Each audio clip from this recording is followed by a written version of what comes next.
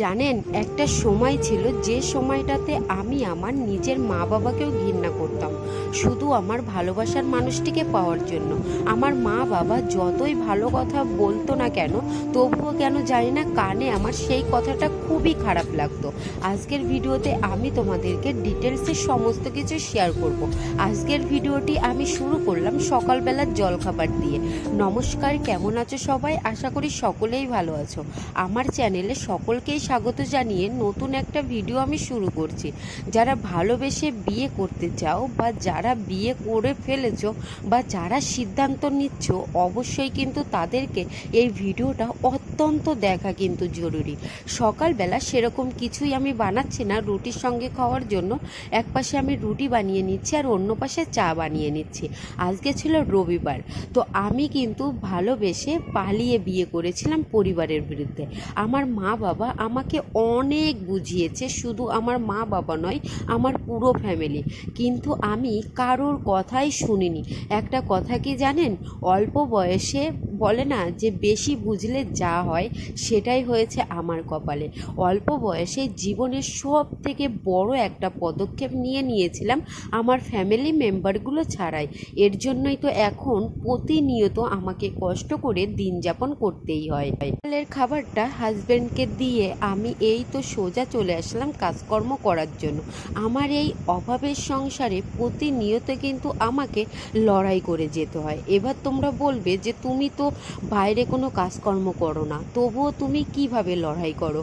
একটা কথা কি জানো, একটা বাড়ির একটা বউ হলে বা যারা বাড়ির বউ, তারাই জানে যে সংসারটাকে উন্নতি করতে তাদেরকে কতটা হিসাব বুঝে শুনে এক একটা দিন তাদের পার করতে হয়। একটা সময় ছিল যে সময়টাতে নিজের জীবনের শখ ছাড়া কিছুই বুঝতাম না। মা বাবার কাছে যখন যা চেয়েছি তাই পেয়েছি। একটা বেলা লেট হলেও পরের বেলায় ঠিক সেই জিনিসটা পেয়ে যেতাম।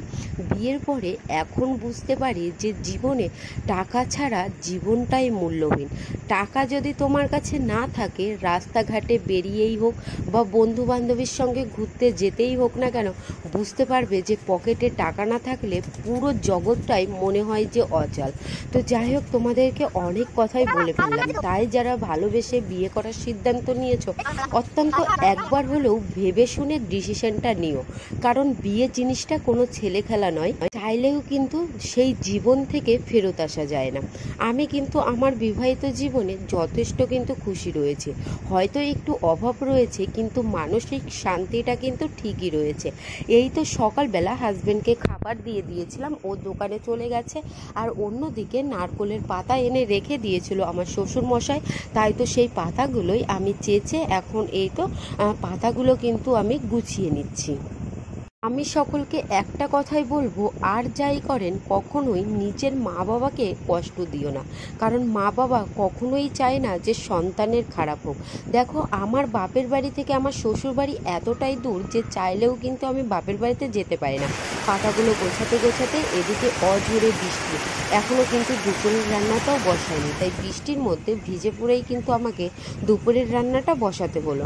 তো দুপুরের রান্নাটা বসিয়ে দিয়েছি। আর অন্যদিকে পাশের বাড়ির দিদিভাই এসেছে চাল দেওয়ার জন্য। গ্রামে থাকার এটাই সুবিধা যে আমার বাড়িতে যদি আমার রান্নার মতো কোনো জিনিস না থাকে, চাইলেই কিন্তু আশেপাশের দিদিদের কাছ থেকে নিয়ে আসতে পারি, বা তাদের কাছে না থাকলেও চাইলেই কিন্তু আমার বাড়ি থেকে নিয়ে যেতে পারে।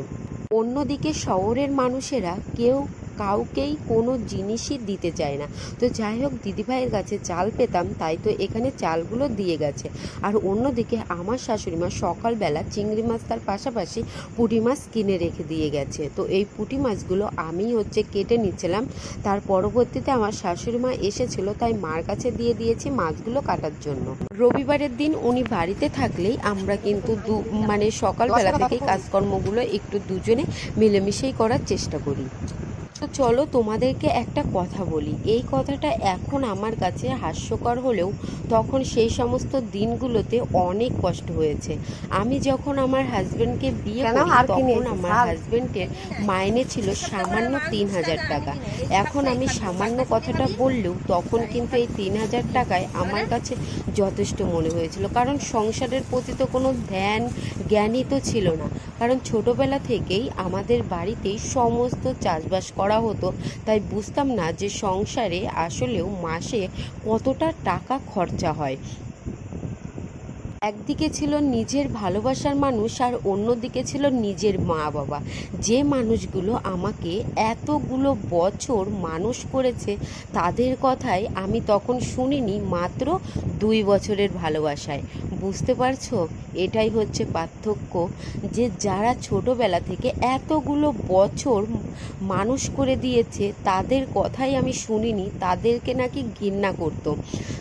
এখন তাদের কথা মনে পড়লে সেই সমস্ত কথাগুলো সত্যি আমার অনেক খারাপ লাগে, যে মা বাবাকে এতটা কষ্ট দিয়েছি সেই সময়টায় যদি মা বাবার কথা যদি শুনতাম, তাহলে বিয়ের পরে এতটা কষ্ট আমাকে কখনোই পেতে হতো না।